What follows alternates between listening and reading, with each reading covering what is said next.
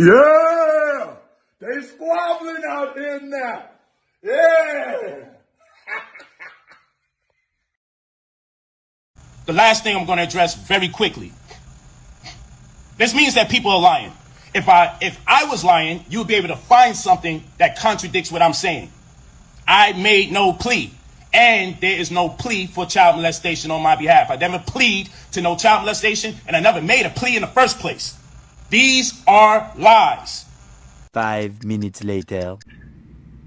Okay, so Mr. Nowak, the terms of the plea agreement are as what the prosecutor just stated, that you are going to be entering a plea of guilty to the 2 counts of aggravated child abuse and 1 count of contributing to the delinquency of a minor. You will be adjudicated guilty, which is a criminal conviction on your record.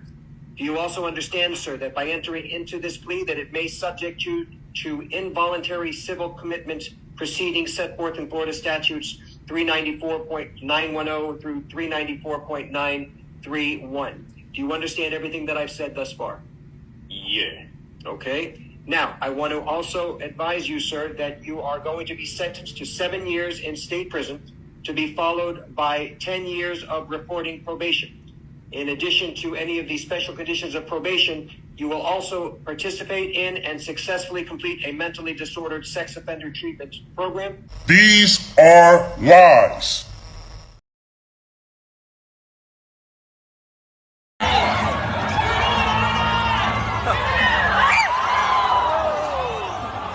Lead us not into temptation, but deliver us.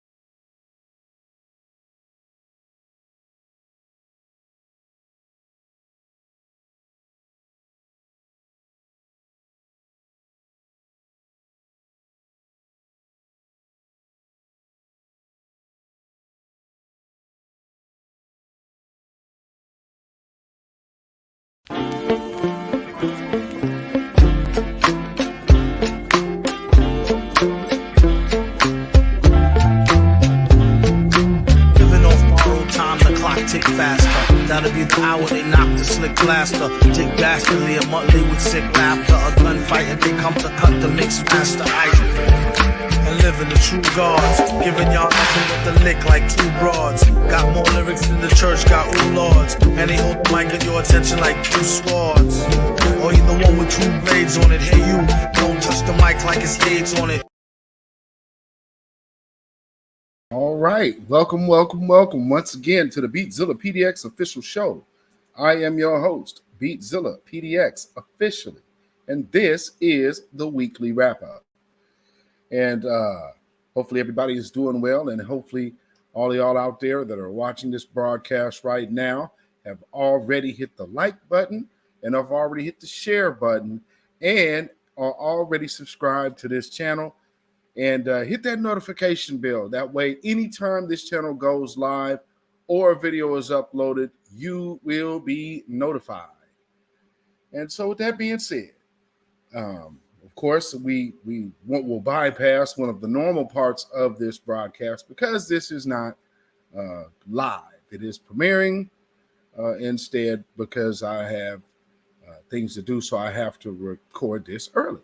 So hope y'all enjoy. It won't be as long, but it won't be short like a news break either. So with that being said, we have a few things to talk about. It's been Brickgate that has pretty much taken over the airways over the course of this week.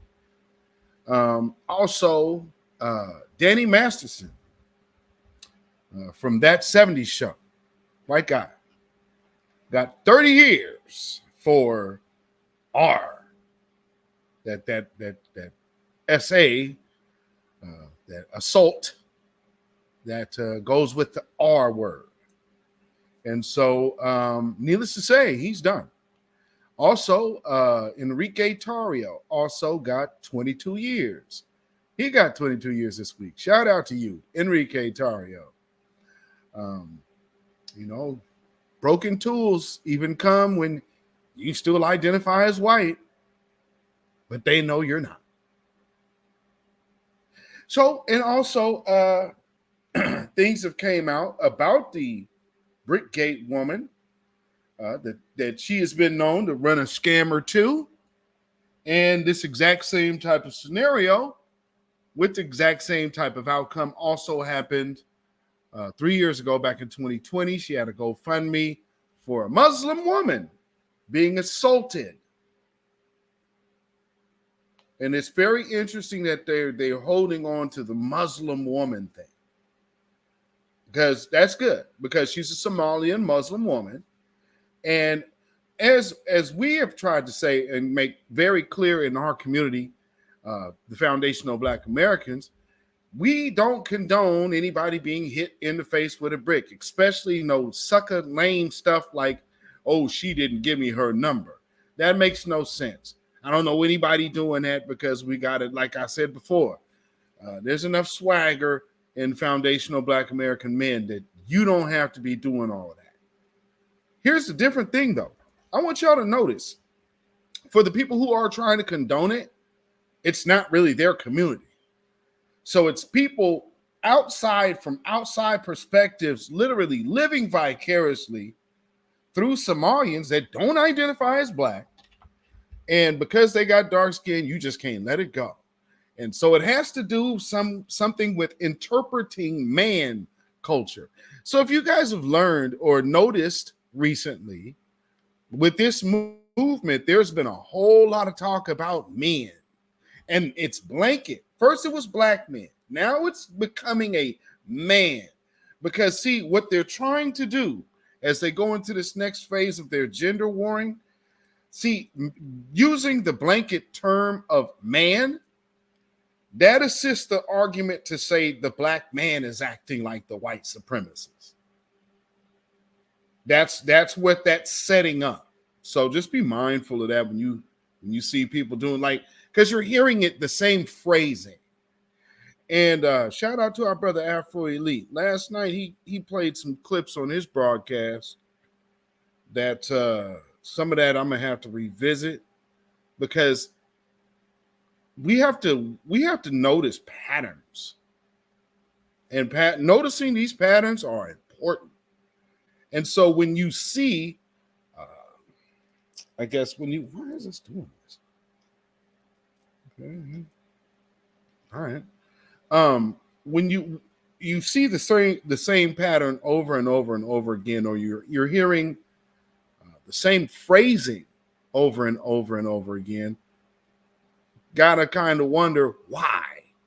And in this case, I'm hearing a whole lot of heterosexual cis men type talk, like it's a blanket. And there is no such thing as genders are not cultures. That's the one thing that, because of this other thing going on out here, they're trying to convolute something that's never changed its position.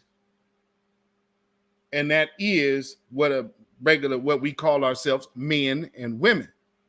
Now, you are doing whatever you want to do out there, but see, this is trying to interject a social construct, nonetheless, from the group that always cries about social constructs while imposing a social construct. That's just being a fraud. Being a deceiver, by the way. Being a stone cold, staunch, bald-faced lie. That's all that is. You're not special. Now, with that being said, sorry, Tethers, y'all might gonna have to catch some strays tonight. And because again, I'm talking about the real Shill agenda. Now, some people have called, I played a video the other night to where somebody was referring to this woman as a crisis actor. It wouldn't be the first time. So why now is it unbelievable? You believe Parkland was crisis actors. All of these other mass shootings that have happened over the years. You guys have always, you wait and debated. Well, I don't know. Maybe it was real. Maybe it wasn't. But now, you just took this one with a whole bag of belief. Now, I see that, one of the stories that really is kind of suspect is the young pregnant sister that got shot by the police and ended up passing away.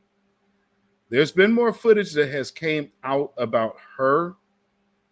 And so they have like camera video footage.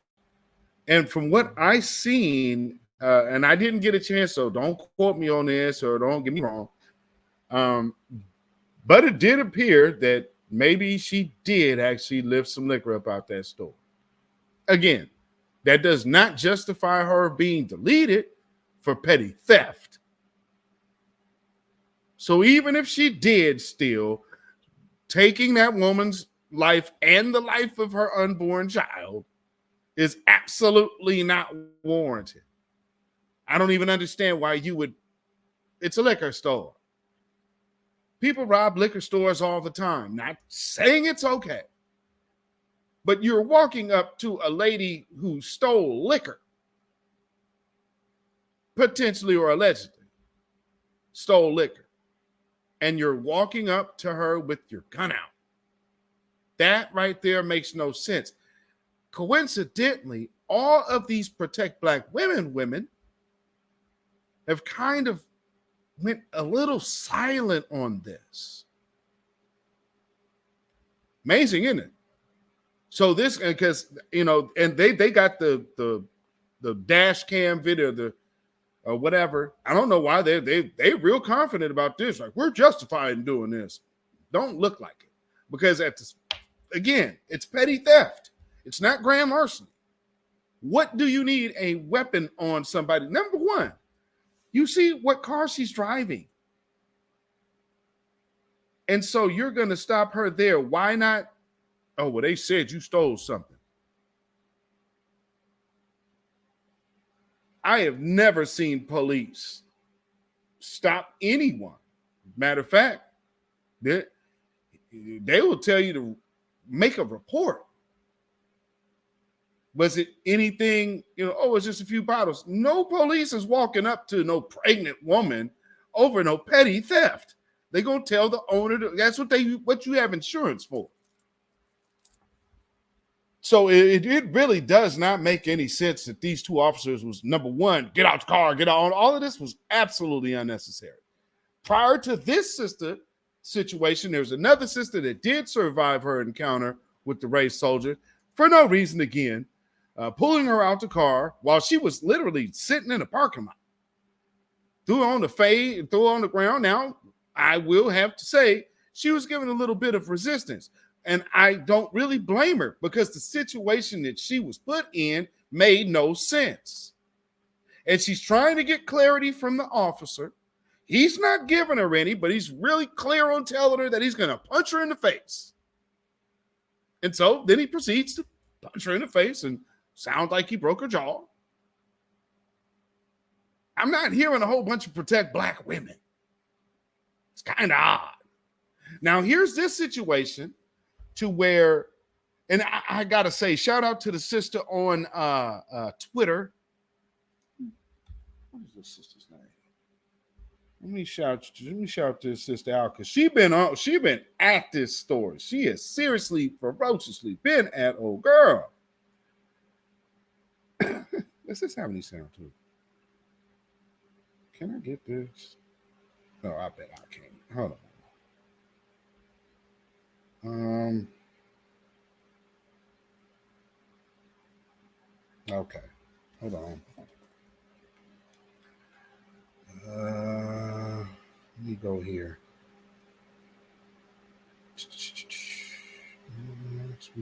What's that sister's name? Where are you at? Because this Daphne, Sister Daphne from Twitter. So yeah, she has been on it. Yeah, so the Sister Daphne, her handle is Celebrity, capital D. So Celebrity. There you go. So shout out to that sister. She's kind of been getting on old girl. And I guess that Roe reports, her TikTok was banned by TikTok. And then I guess maybe allegedly in retaliation, people have started going after this sister's page on TikTok and getting her struck. And here's the thing. I wouldn't say that was a bunch of Somalians doing that. What I think that is a bunch of Shill, Democratic agenda pushing Shills that are going out there in mass numbers, because this situation, it's just watching all of the moving parts that are coming out about it. You have people talking with logic. And then you have people coming out here trying to combat that logic with this bell hooksian bird brain idea of throwing your life away for nothing. Because here's the idea of these people. They believe protection comes with entitlement, or you're naturally entitled. Without anything, you're entitled to protection. That is not so. And I mean, truth be told, you see all of these simps online that are telling you it doesn't matter. Hey, you got plenty of fish in the sea that are willing to not see their family another day for whatever mess you cause. Go holler at them. There's plenty of them ready to throw their lives away. As for us over here in this 1/3 club, yeah, we don't move like the 2/3 club. So we move with a logic and a rational mind state about ourselves. It's not cowardly to not step out for someone, again, who you don't know. You don't know the situation. And on top of that, this situation has yet to be proven. But I just mentioned to you, one woman deleted by the policeman. Another woman beat up by the policeman. These folks ain't got nothing to say. But it's not just stopping at police. Oh no. No, it ain't just stopping at the police. And when I found out this particular situation here, not to mention, you saw how I started this broadcast with Brother Polite lying ass. With him just lying his face off. I did not plead guilty. So this is the plea. You understand the conditions of your plea? Yes. I mean, this is who this dude is. Had a lot of women followers, a ton of women. Let me put it to you this way. Polite didn't make all that money off of men. So what are we talking about here? I'm just watching people pick and choose, and to pick this situation, which is the most unprovable situation, but it's staged as utterly heinous. Why did this get such a boost when there's literally a woman in the dirt? Another woman is getting laid to rest today from a racial ambush, but it's protect black women because this woman that can't prove she was even hit in the face with a brick. There's no medical report to speak of, no police report to speak of. Now she has to say, oh yeah, I'm dealing with the police in this. There's no evidence of that. None. So again, there's reporters that have been reaching out to people because she's not giving any information out. And she's not talking to the police. What's up with that whole community that none of them is speaking about justice for her? I just can't ignore that. However, we're seeing other people from certain communities. And see, this what really caught my eye last night. I keep telling y'all about this Jam woman. The Nigerian trickster that's getting all of that MacArthur Foundation money. Well, let me we're gonna get to her, but first, I just can't help it. All of these Africans and black women and protect black women. Family, I am probably the only person to speak of that I would know that even has mentioned this story or even tweeted this story. Because when I first seen it, I was like, wow, it's amazing. I'm just sitting back watching like, this story is not getting any traction, and it's very interesting that it's not. But you will get a chance to see it here.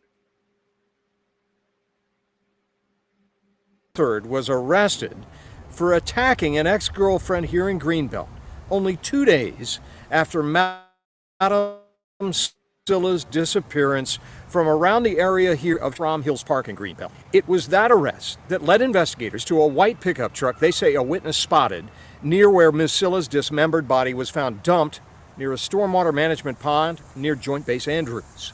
The truck, it turned out, belonged to Landon. He'd turned up at this home in Greenbelt the same day the body was found, August 1st, and argued with an ex-girlfriend who had a restraining order against him, according to court documents. Landon is accused of attacking her with a knife. Police arrested Landon at nearby Doctors Hospital, and residents here are chilled by the knowledge now that the man who hung around a neighborhood near the park here is accused of killing Ms. Sila. Really scary. Really, really scary. Yeah, he sat in the truck.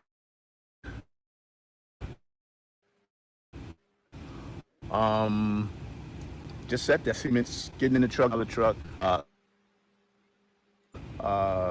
midnight, sometimes later than that, he would be sitting in the truck. Landon was locked up on the domestic violence case as investigators in the Sila murder began putting evidence together. A witness who saw the truck near the body dump, security cam video that captured the truck there too, and cell phone records that put Sila and the suspect near here in Shram Hills Park on the same day she disappeared, this park where she loved to walk each and every day. Investigators say it appeared Sila and the suspect were strangers, and they have not developed a motive that explains this horrible crime. In Greenbelt, Scott Broom, WUSA 9. You ain't heard nothing about that story, have you?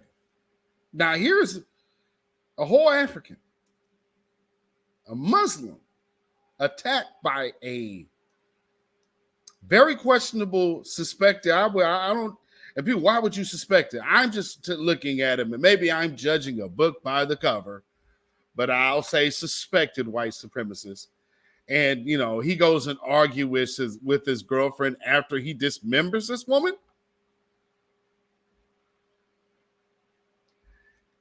A dismembered African Muslim woman. No noise. Not hearing black women aren't safe. Are we now? I just now have mentioned 3 black women harmed. Well, one's an African, and then the other 2 FBA sisters harmed by non-black men. No big deal.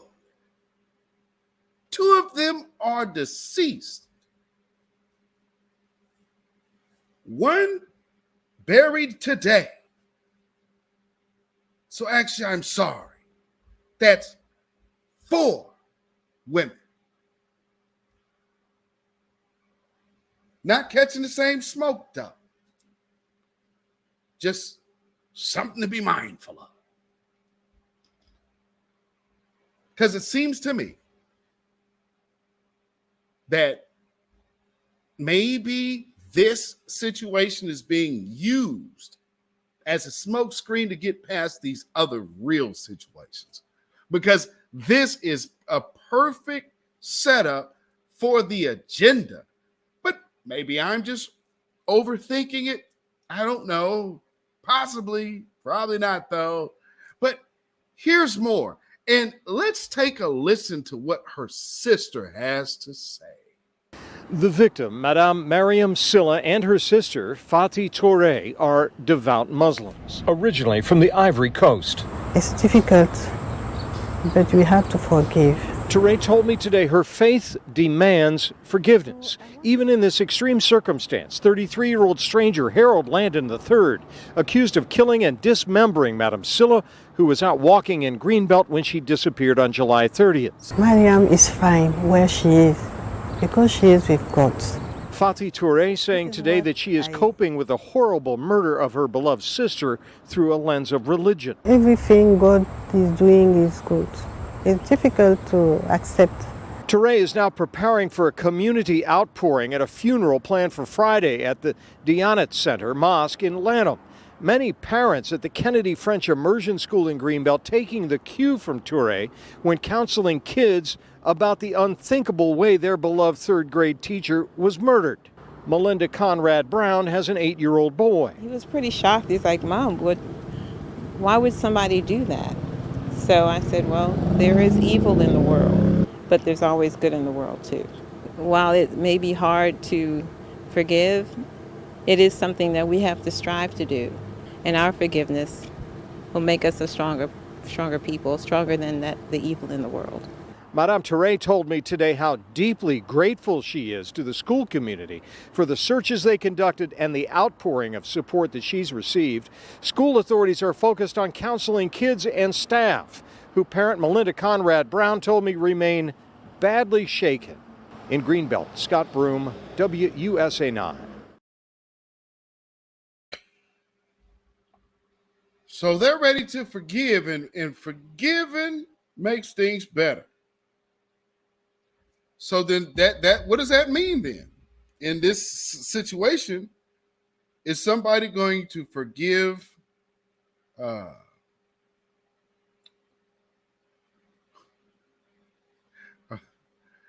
they going to forgive the brick? Is that what's going to happen now? Because see, when it comes down to black men, just notice how the tone of forgiveness or grace is absolutely missing.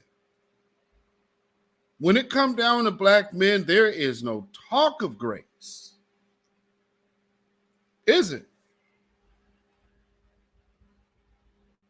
So these folks, they'll sit up there and act like oh yeah, we need to be forgiving and loving and understanding. And then as soon as it comes down to black men, y'all don't need to even come out here with this lie no more. Black women are the most attacked out here. No, you are not. If you, and truth be told, if that was true, we would see way more humility out here. What we are seeing is absolute disregard for men, as such as men are something expendable for nothing. Oh Lord, why did I just do that? Hold on. So that's what they basically do. They put men in this category to where you're not needed. Well, okay. And then the idea to say that when you are married, then you got coverage. Well, that makes sense because that's what a man is vowing to do. So that's part of that marriage. But when you're independent, well, that isn't that independence. You wanted to fend for yourself. I don't understand now where the dilemma is. That is the ultimate of independence. If you are going to defend yourself or defend every battle is you. I mean, because if all the wins are for you and you enjoy all the wins, I don't get this mindset. Oh, so that's just, no, it has nothing to do with being cowardly. That's just stupid. But I guess this is where this is a generation we have got to. And one of the things that the Bible say was true. This is one seriously lying ass generation. Just lie, because you can't get a straight answer out of none of these people. They want to come out, give you a whole bunch of rhetoric, and then blame. All black men ain't nothing. And then all of these folks got assailants that are not black. They are clearly very much white. And it's forgive. You heard two different black women. Well, you heard the African woman, which is her sister. And then you heard the FBA sister, very first thing out her mouth.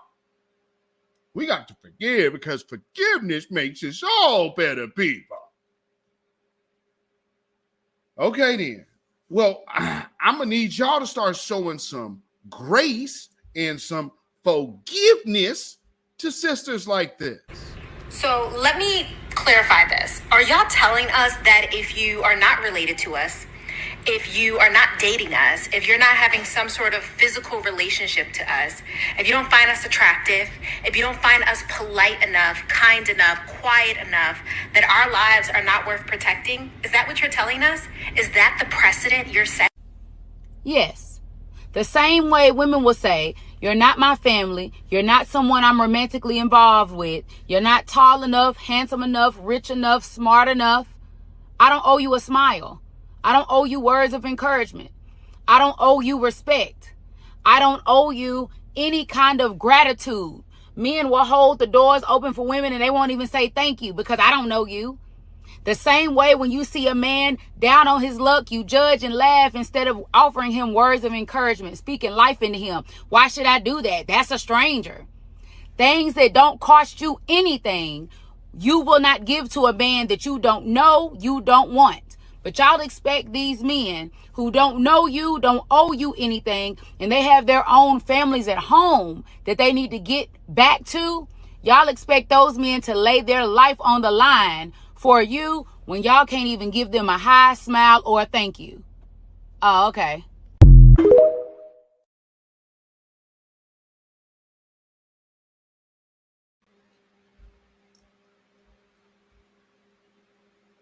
All right. And so now that sister is making sense, and maybe too much sense. And you had other people too, which I'll play our sister Erica Lachey, but also this other dude who I've been watching for a minute, the Conscious League Cat. I've been watching him because, again, did I not tell y'all that as we are going into, like our brother Kid Gravity Beyond says, We are in the thralls of the 2024 election. And they are sending out all of their shill minions out here. And remember, like I told you with that Jam woman, she is part of a bigger thing. And there's a lot of money. That McCarthy Foundation is just one of its founders. These are really rich, powerful people investing in disrupting our empowerment. You understand what I'm saying? Because I guess for them, when you look at Black empowerment, even the elites start concerning themselves with, hey, what's going on over here with these Blacks? We know what we've done to them. We know how we did it. And we know that trouble don't last always. And so you're seeing a lot of new faces getting rolled out. Some of the faces that were already kind of building profiles in the meantime, and now they're making a very hard, stern turn toward the left. And you're starting to hear more agenda stuff coming out. So what we need to pay attention to is people like that. And I've told you that they were coming. So let's just hear this dude, because now you just heard a woman's perspective. Let's hear what this dude has to say. Because, see, he's going to negate the fact that women also feel this way. I ain't gonna like this one. Why are some men afraid to hold other men accountable? Because a lot of us be scary just like y'all. Straight men today, literally.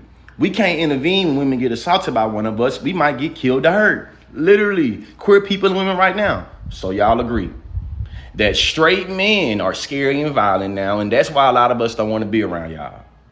If we keep them to the stack, most of the time we talking about protecting women, we talking about protecting women from other men. You see what I'm saying? And most of the time as a man, when I'm walking and moving through these streets or even on the internet, I'm not worried about the other gender or genders trying to mess me up. I'm worried about my other fellow cisgender straight men. You see what I'm saying? So what does this mean right here, the common denominator? I know about 96% of all the mass spews here in America is also committed by men.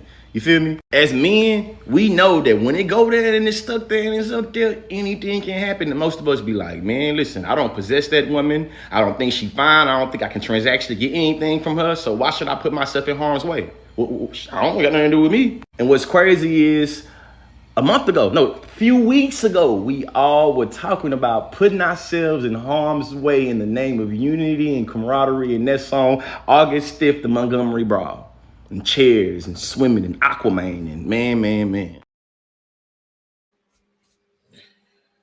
Oh, how disingenuous. That's another thing that really bugs me with the Shills is the everything they say or even try to present is just over the top, disingenuous. Now, some of y'all may not understand because, see, there's agendas at play. There's for real agendas at play. Now, what this dude is over here, y'all afraid and we be afraid of another one of like, no, sir. No. You keep that scary business to yourself. If your heart pumps Kool-Aid, then let it. But don't put other men in that boat, brother. If you soft, then say you soft. Because to say that you're walking around fearing your other men, and I don't understand what that means, because mass shooters, most of those mass shooters are men. If you don't get the hell up out of here. Because, see, again, what about them police? What about the race soldiers? Huh? See, you're not really finna chime in on that, though. I mean, when it's convenient and when that's the line, but see, now it's time to get something. And the fake activist person, you're only going to see starting to talk absolutely like a Democrat. Man, man, at the end of the day, what we need to be doing, man, see, we need to vote. And what's going to change all of this hate is voting. We going to vote the hate away. That is what they're trying to sell you, ladies and gentlemen. So don't fall for it. But nonetheless, let's because I got to get to this Roland Martin piece. And I got to hit a little bit of this out Sharpton too. Wait a minute. But first, like I said, agendas. And see, another thing that we are doing is disrupting agendas. And rightfully so, we should. It is our duty to do so because that's just simply our duty to do. We have to disrupt these agendas. I had to look at this picture because we're speaking of agendas.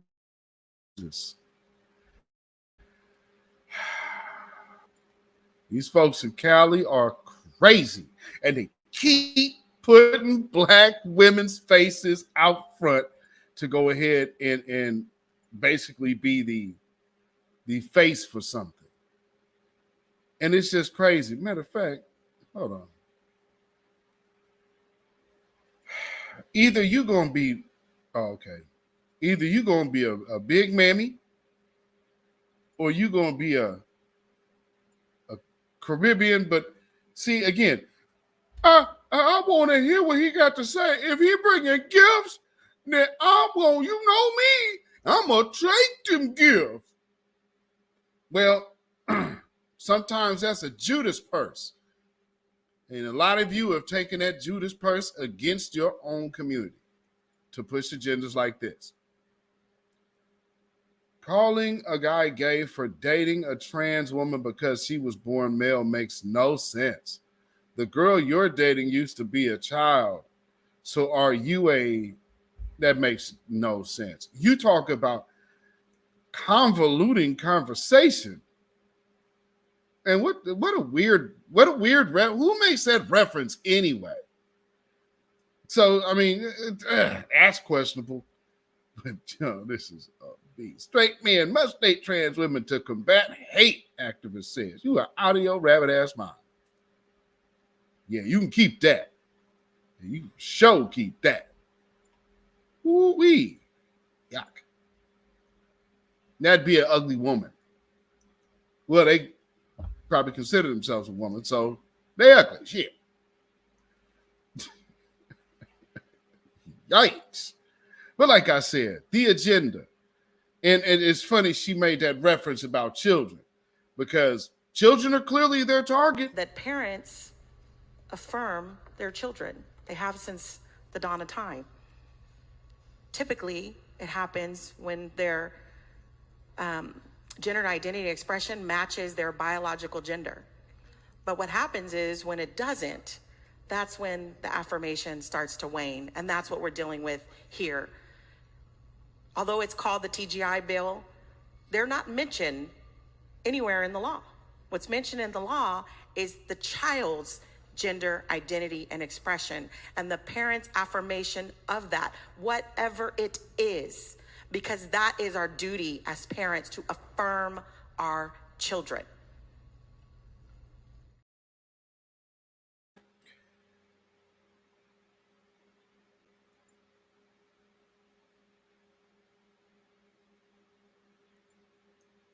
So yeah, I just find it strange that that's the reference we're making. And family, I don't know about cities to where you guys come from, but in this city, they keep all the drag shows of 21 and up. So why now all of a sudden is it so important to get that 21, what was reserved for the 21 and up crowd? What's the hurry now to push that on children? I'm saying, I've been calling this out for a while now, and a lot of people, oh, that's crazy. Oh, that's crazy. Oh, no. Yeah, this is a long con. And a lot of y'all have fell for it, trying to be all-inclusive and have sold your souls for inclusivity, for intersectionality, and you ain't getting nothing out of it but a prescription for depression medicine. Now, with that being said, it's an unfortunate situation when people find themselves in that way. But I'll tell you one thing to battle depression. Leave they stuff alone. Our sister, Erica Lachey. No man should put his hands on a woman. We desire protection, but sometimes what we don't understand is that true protection comes with a level of control. Bodyguards are a good example. A bodyguard will make their client leave from a dangerous place. The bodyguard has to know all the details: who, what, when, where, why, and how. And the client has to listen to the bodyguard and follow the instruction that the bodyguard gives them. It's really an agreement between all parties involved. When the person who needs protecting does not follow the instruction and the direction of the protector, it puts the protector in a situation where they're more likely to lose their life.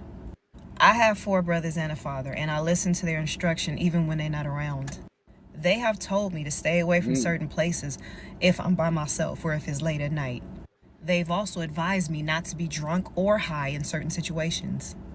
Even though my brothers, my dad, and the men in my life protect me, I in turn protect them by listening to them and following their instruction.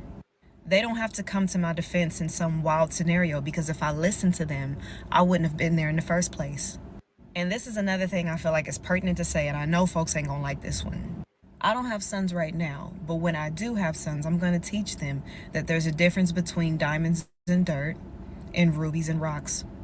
Rubies and diamonds are often in jewelry stores. They're in glass cases, they're secured, there's an alarm system. There's a lot of layers of protection because those things are valuable.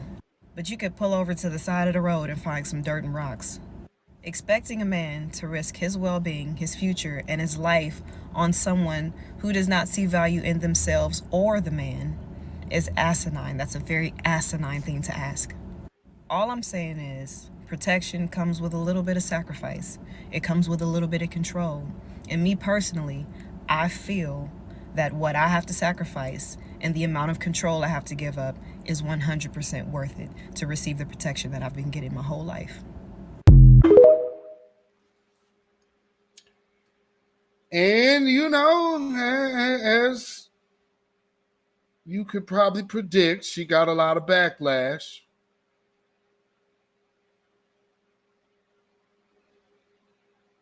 And the backlash is coming from that same crowd that I gotta wonder how many of y'all are not paid. The Shill crowd, boy, they be rolling out, don't they?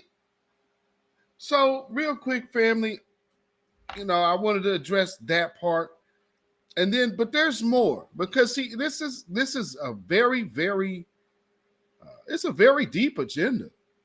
So, you know, let me get this in here real quick. Y'all know, like I said, one of the sister that was racially ambushed by that anti-black racist at the it was Palmetto or Palmera, whatever the hell his name is, that shot them folks down there in Jacksonville. Well, one of the sisters got had her service today, and they had Al Sharpton speaking.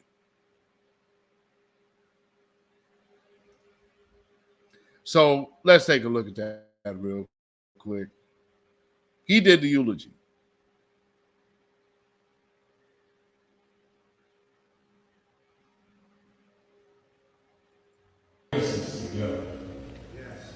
We wanted that weekend because there's a rise in hate crimes against blacks, against Jews, against... Whoa!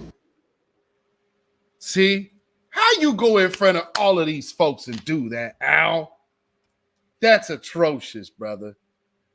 You went in front of all of these black folks after this singular targeted massacre. You had to go up there and tote the company line.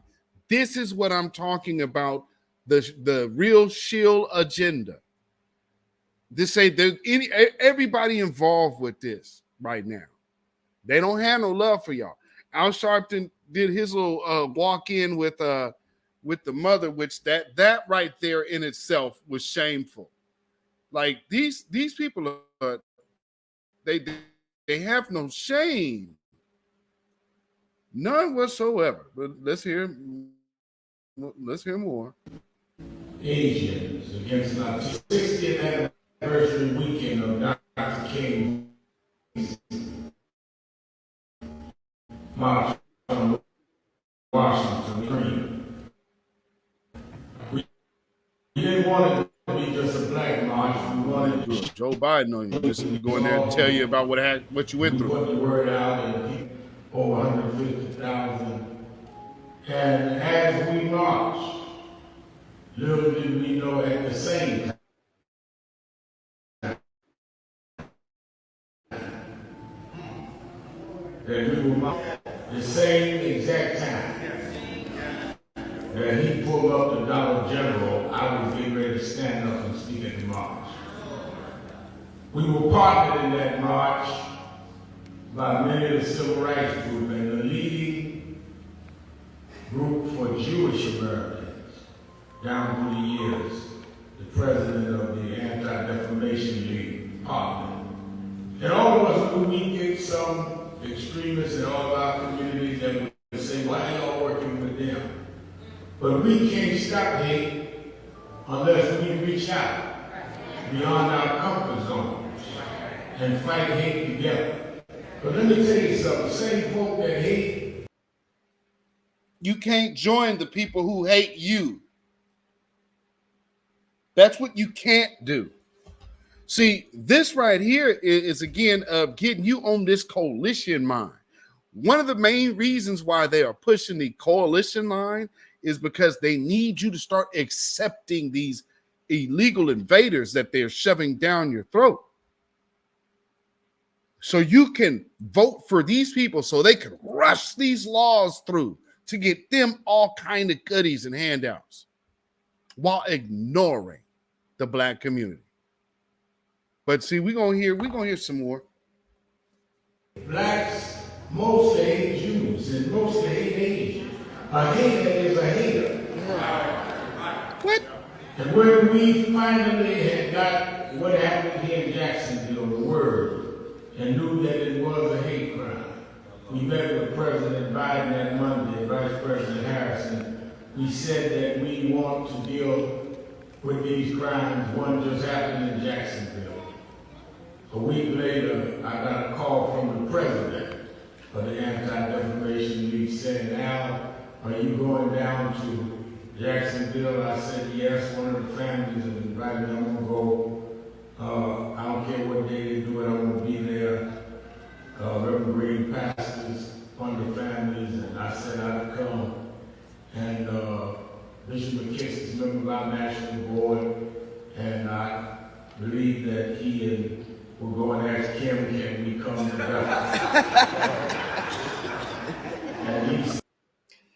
Now he's ushering in the ADL into the black community. The ADL has only picked out black folks they didn't like. The ADL is the group that tries to tell you, black folks, who your leaders are and are not, or who you should even listen to. They try to tell you not to support other black folk. And Al Sharpton walked them right on in. This is a problem. But that's the Shill agenda.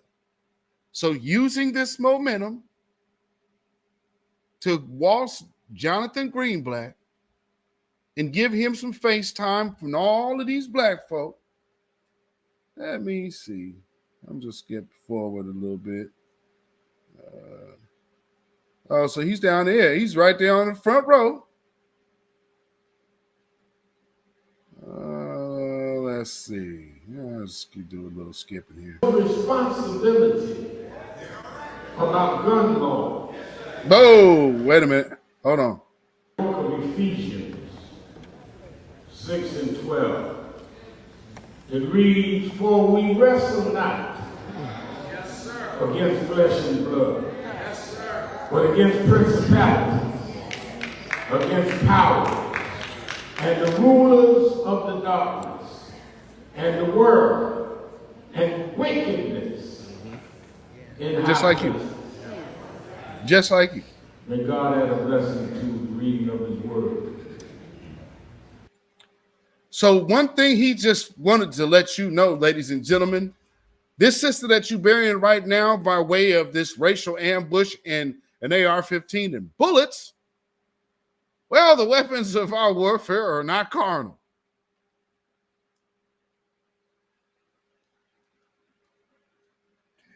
See, you need to learn how, and I'm just saying, family, we got to learn the signs of when somebody really ain't rocking with you. This man ain't rocking with black folk. That little move right there, that's it. He ain't rocking with you like that. He's giving the eulogy of a gun victim murder. Not riding on that. Why do you think he didn't press the issue of guns there? Because he want black folks to get into the spirit of forgiveness and then start looking to the by and by and the hereafter to make it better. Let's not take up arms and defend ourselves today. Let's not strengthen our own Second Amendment game. But no, let's look to the hills to which cometh our help. Because see, the battle's not yours, it's the Lord's. Now, you may have lost your family member by some ugly violence, but this is our time to make a declaration that we are going to do something about gun control.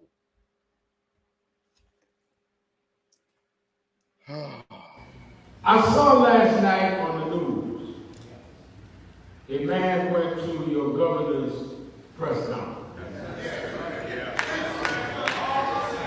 I don't know the man, I doubt if he's a member of Nash Action Network, but he brought up to the governor that there was responsibility about gun laws and about how you treat and deal with people with mental health.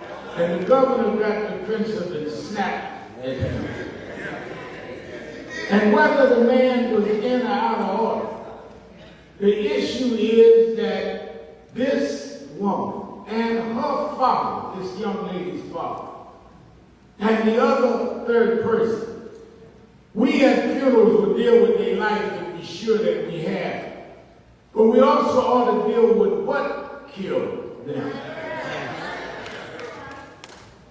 Yes, this man had to have a mental problem, but mental people should not be able to easily get military style weapons.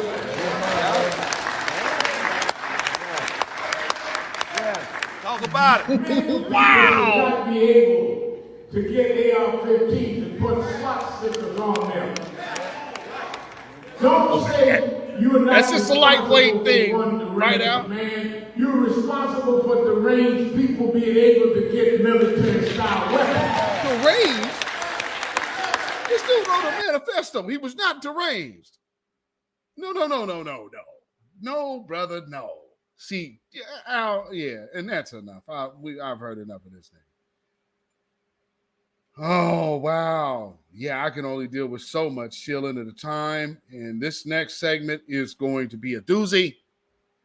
So, but very entertaining. Oh, absolutely freaking entertaining. All day long. Woo-wee. But nonetheless, Al Sharpton ain't shit. I mean, let's just call it what it is. Al Sharpton ain't shit.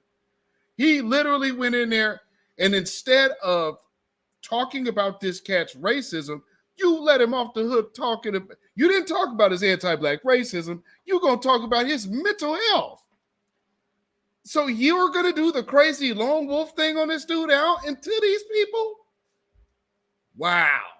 Like I said, you got to learn the signs when somebody really don't rock with you. Al Sharpton doing shit like that to me says you hate black people. You hate foundational black Americans, clearly. Because you just walk in there and did that. And not only that, you got Jonathan Greenblatt sitting on the front row with you. Man, the very first slave ship that came to this country was named the good ship Ios. For those who wouldn't know, because that ship came here, the letter J did not exist. But for all intents and purposes, that's called the good ship Jesus, that was owned by certain religious families, shall we say. But he just gonna bring them on in there. Come on in. All right. Anyway, moving along. Sheesh. So when we're talking about the real Shill agenda, you are seeing it. They're ushering in, like it's almost as if crunch time has happened. So you have to open the door for them now. Bring them right on in the front with you. So you can really get this coalition thing popping. And so, which is not a coalition at all. It's an absolute abolition. They're trying to abolish our empowerment. So I look at it like this. When you see the Al Sharptons, you should know what's coming. But, it always is a good idea to just kind of catch what he's saying, catch the messaging that he's trying to get out there. And, right now we see that he's on some Shill all day. So with that being said, we got to get to the coup de grace, which is none other than beat. That's all, folks. Roland Martin. So with that being said, we're going to take this brief, quick break, and we shall return, ladies and gentlemen.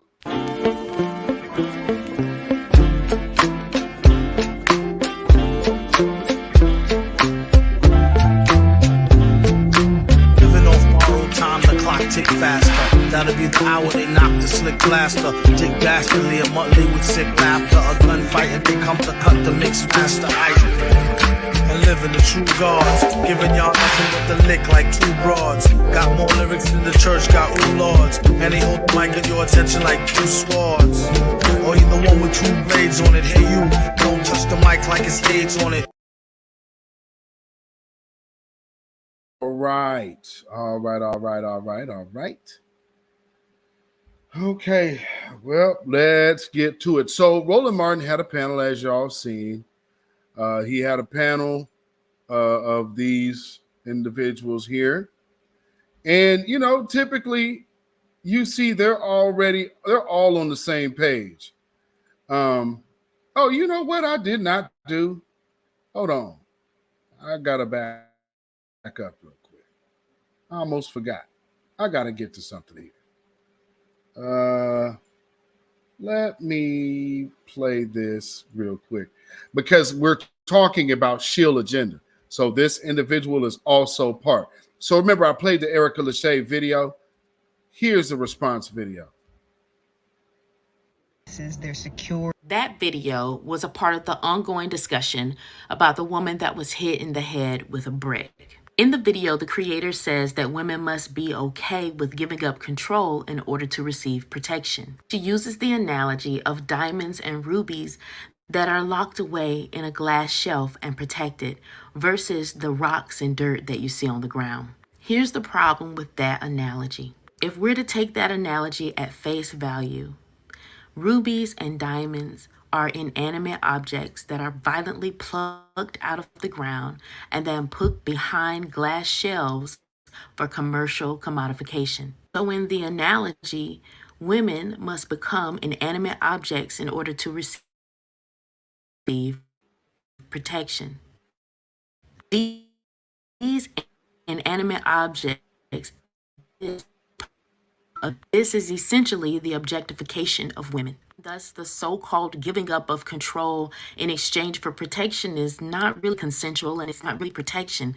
It's simply objectification, which leads back to the core issue at hand, the dehumanization of women, in this case specifically Black women. It doesn't matter that the diamonds and rubies are behind a glass shelf and perceived as more valuable than dirt and rocks. In both cases, they're inanimate objects. What is perceived in this case as protection is really power and control over women as dehumanized beings, which leads back to the overall issue of violence against women. So instead of telling women that we must participate in our own objectification for the sake of illy perceived protection, we should instead focus on uplifting the humanity and human rights of women.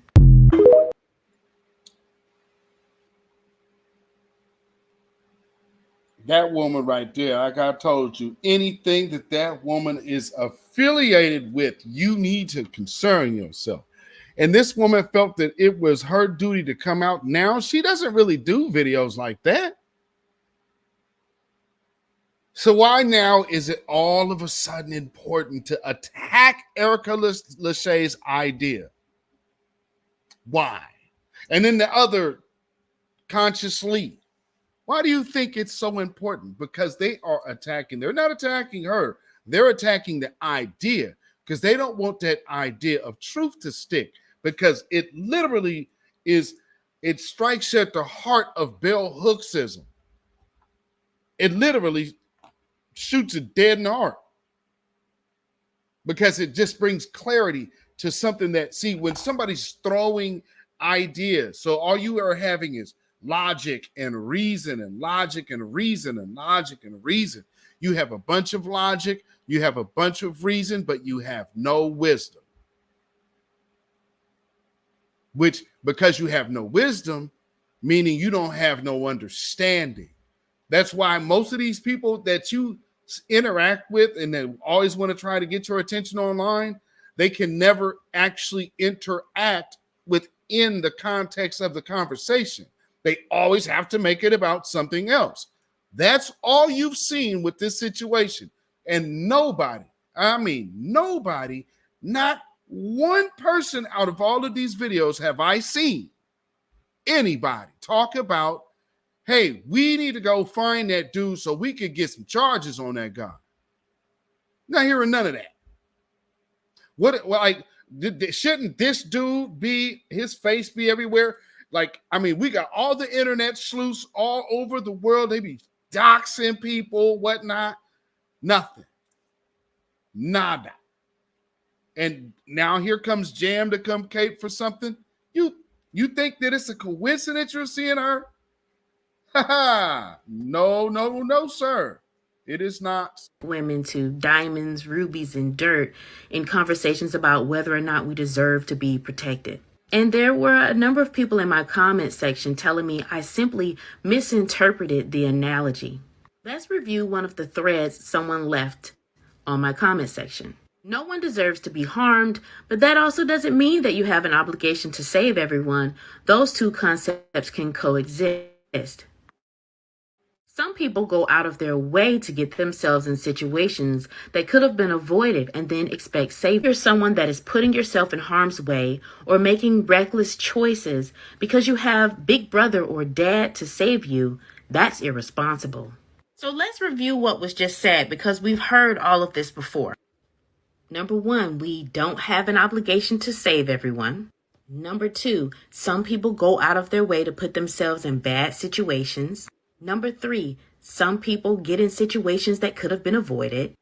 Number four, certain people are putting themselves in harm's way. And number five, some people are making reckless choices and expecting to be saved, which is irresponsible. All of these statements have been used against police brutality victims as an excuse for the violence that was perpetrated against them. And yet, collectively as a community, we were able to point out how one person just simply living their lives is not the equivalent to systemic oppression.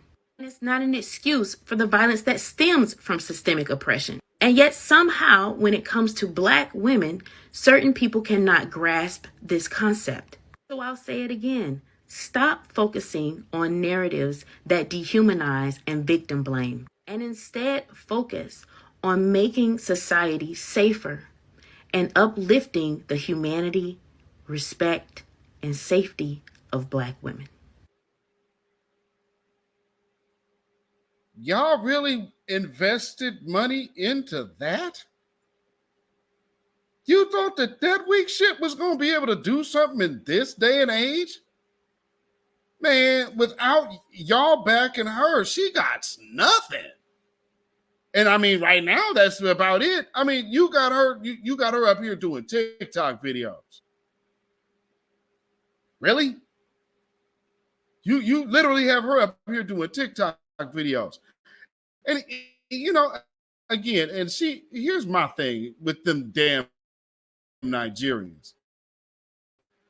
Yeah, okay. Yeah, I know. Let me show y'all something. Let me show y'all something real quick. Then we go get to Roland Martin. Okay. Should be coming up on the screen here. Y'all see that? Y'all see that madness right there? Caucasian man speaking Yoruba action in a shop full of black people. If you don't stop, they're not black. They're Nigerian. And they'll tell you that they're not black. So here's the pictures. Oh, where are you from? I'm American. Actually, you speak pretty well. Caucasian, yeah, whatever. So speaking often helps people connect differently. People might be from separate cultures and upbringings, but the same language just brings them close instantly. In the video, a man named Zayama can be seen checking out clothes at a shop. Zayama's real name is Ari Smith, and he is languages and embracing cultures. In the wholesome video, he can be seen asking the shopkeeper, quote, "Where are these clothes from?" She responds, "Nigeria." He asks her, "Do you speak Yoruba?" The woman seems surprised. After saying yes, she starts laughing. Then he says, "Yes, I do speak some Yoruba." Another family member also tells him that they speak Yoruba. Soon, both owner and the family member begin to film the man in traditional Yoruba. Film the man. In the traditional Yoruba, the man first greets them, "Good afternoon," after which they ask him, "Where is he from?" And he says, "I'm American." They're just so happy. The other person who is filming tells him that he has never seen anything like this. "I can't believe it. You make me so proud right now."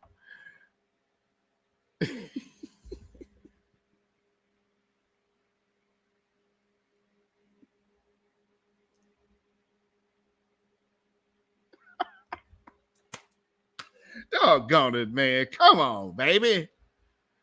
Oh, and then he shakes hands with the both of them toward the end of the video. He could be seen trying a traditional dress and trying to bargain. He says, $30. The owner jokingly replies, "Get out of here." Then he says 40, and then she responds, "Oh, no.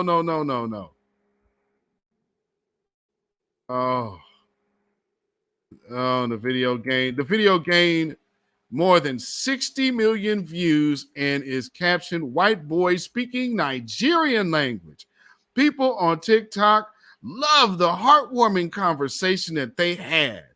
Rangle commented, "You make me so proud. I felt that." Neil Scott wrote, "Perfect example. Then if you make an effort to learn another culture and language, it breaks down barriers and creates connections." Wes Hammer pointed out, "They seem so genuinely surprised and happy. This was so sweet." Tiffany Kelly commented, "This is beautiful. Not someone trying to take over a race, but embracing it and all its beauty. Love it." Well, no, that's how it starts, man. That's how it's always started. Just ask Shaka Zulu. What are you talking about? Oh, it's nice to just stop. This is ridiculous. Thank you. You truly put a smile on my face. This is what being a human being is about. Love and respect. And then Lake and Evie or whoever pointed out, look how happy taking a little time to learn about someone's culture makes them love. No, they were already there in the first place. Let's just cut that out. Oh, he writes about this, about his love language on his website. Growing up in NYC, I only spoke English, but my dad, blah, blah, blah, who cares? Anyway, this is, this is what they love. This is what they put. This is heartwarming entertainment for them. Their heart is warmed. Jeez. So yeah, when that, just to give you an idea of how, so that jam woman coming over here, black women. Yeah, remember, she's Nigerian. So, just for reference. But like I said, we're going to get to it.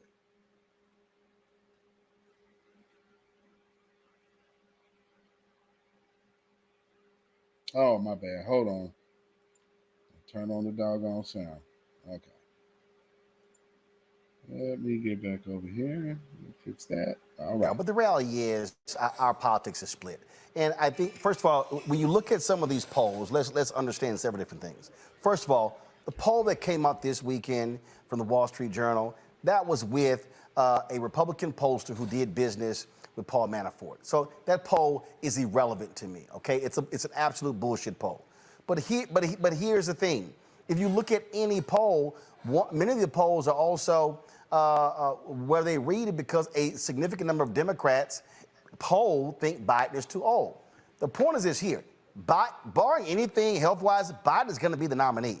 And any poll today means nothing to me. It means absolutely nothing.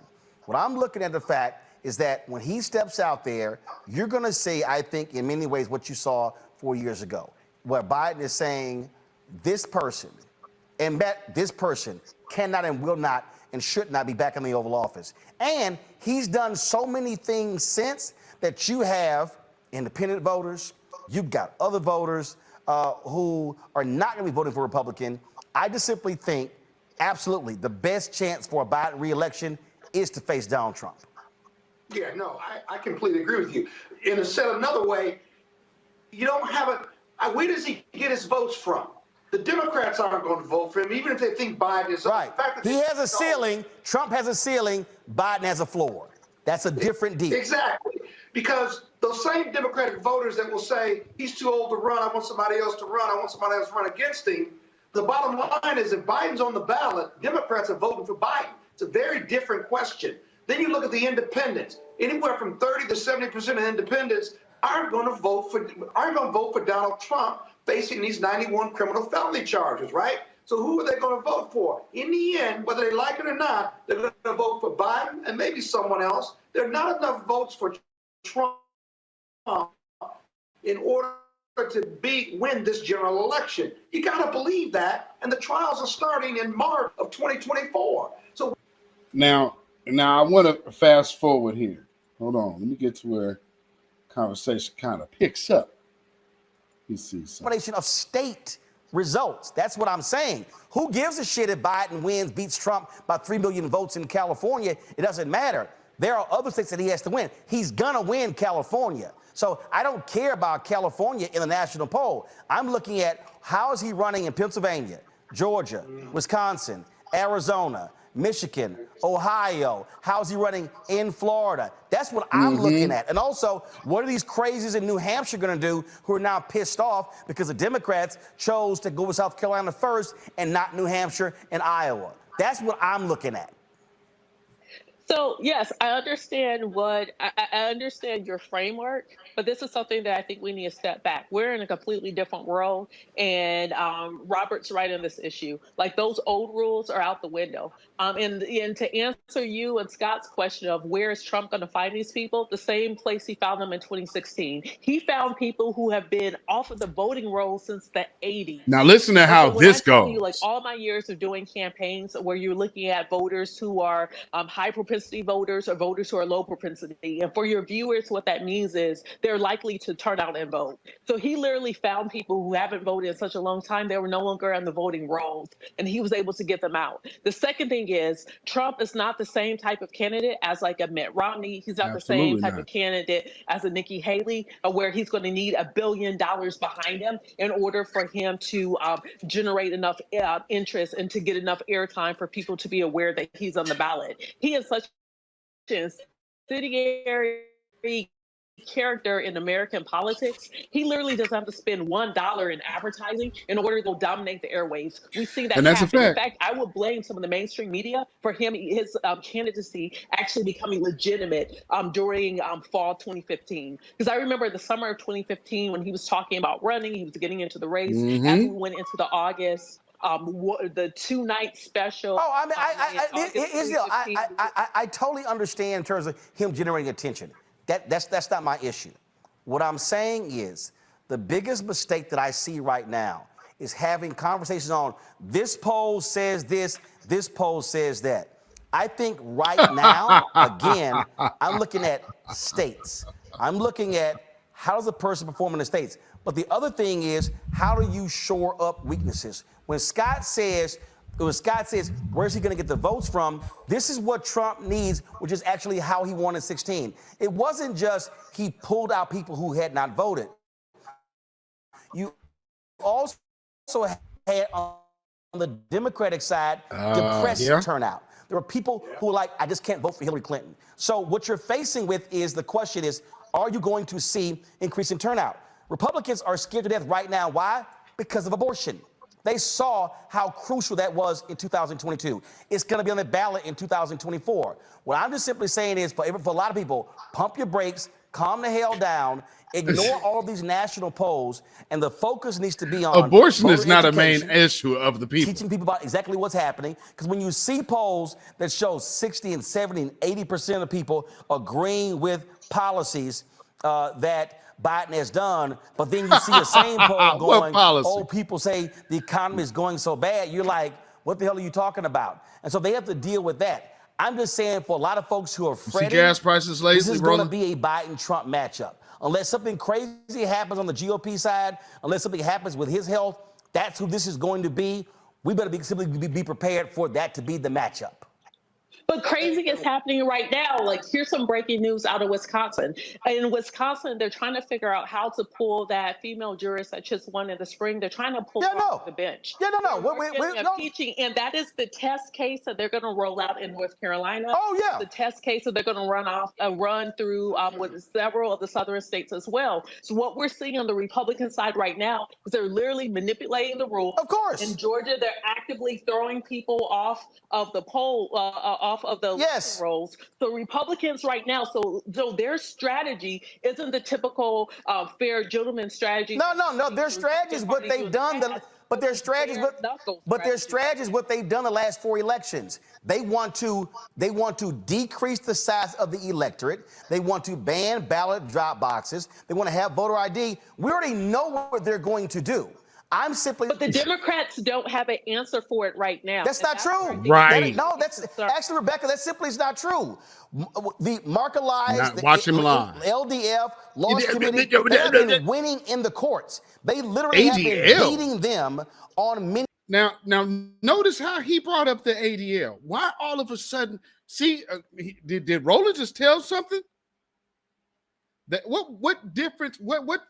What does the Anti-Defamation League and Foundation of Black Americans got anything to do with each other? All they have done is attack Black folks.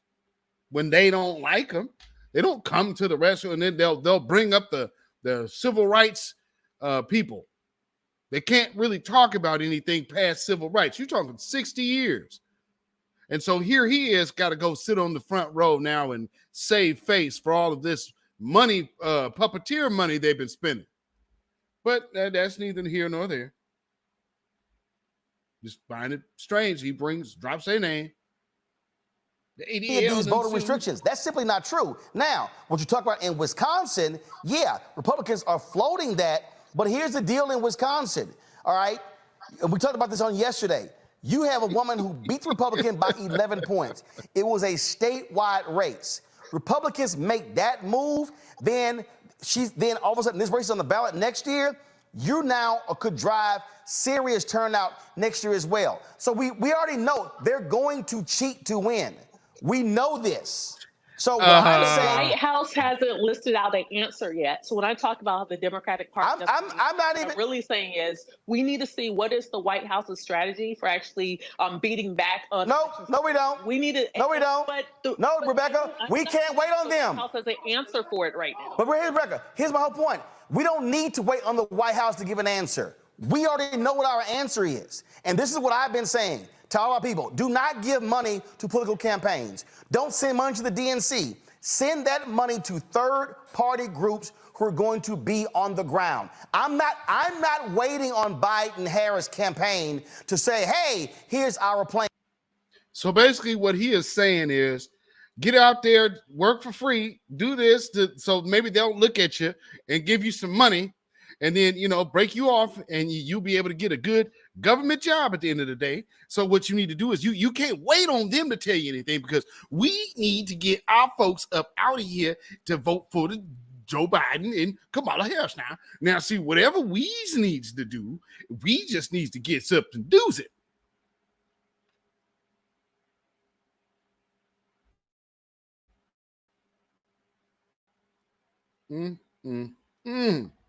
The lawyers, they're like, hey, look, they've already, the DNC cut with Mark Elias and his group. They're still suing. So they're doing their part. What I'm saying is we cannot wait for somebody else to come up with a strategy.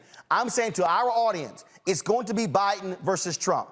We already know that what that thug is going to do. For black people, our job is to drive our numbers. But we cannot, I'm not waiting. For black people, drive our numbers. What does that even mean? That means go run out and stomp for the Democrats while getting nothing. Now, pay attention to what's about to happen. This is where the conversation really starts to take a very interesting turn. On anybody who's 2 blocks from here to come up with their strategy. I'm saying black people, we have our own strategy, and that's our own survival, and that's how we got to be focused. So if we're going to save the day, what do we get out of it? What is the deal that we cut with the White House if indeed we are the cavalry that's going to save this She's White talking House? policy. First of all, we know black folks are going to be the tipping point. They're going to decide who wins the White House. Well, no. Hold up. Depending upon the state. We know. Depending upon the state. We're not going to be the tipping. If we go state by state, if we go through the states that's going to tip the election, it's still going to be the black vote that's ultimately going to serve as the tipping point. No, it's not. To determine who wins. Not in Arizona.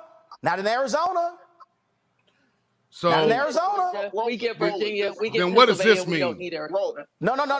Actually, but here's the deal, though. No. You still need Arizona. And that's part of the deal. What Democrats cannot do is to do what Hillary did by saying, hey, let's lock down Pennsylvania, Michigan, Wisconsin. Hey, we're good. No. My deal is I'm assuming Republicans are going to win Georgia this time. You do need Arizona. Robert, go. Well, look, Roland, just to that point, remember that Donald Trump received $3.5 billion in free media in 2015 to win the 2016 election. So the money in politics thing is now a thing of the past. Donald Trump generates free media. We spent the first 30, 40 minutes of the show giving Donald Trump free media because the Biden campaign has been completely inept when it comes to messaging and when it comes to a press strategy. You're across the damn street from the White House. They have somebody from the White House on this show 3 nights a week, but they're not going to do it. Talk to talk radio show hosts across the country, including my show and including every show on my network. Try to get a Biden official on your damn show. They don't exist. They won't come and talk about the policies. Try to get them to be on a blog or be on a podcast or to talk to people. They won't do it. They are writing the recipe for them to lose this. No, I want well. First of all, hold on. Now, watch how you jump in there. No, I got to correct you. No, I got to correct you. First of all. Now, when he even brings up the Democrats losing, you see how fast Roland Martin reacted. Oh, no. Now, see, this is when Roland Martin is like too many others. Being black in America does not mean being Democrat. Because we're not married to no party. No party has ever did nothing to us. All they've done, or done nothing for us, all they've done to us is use us. So we have to look at it that way.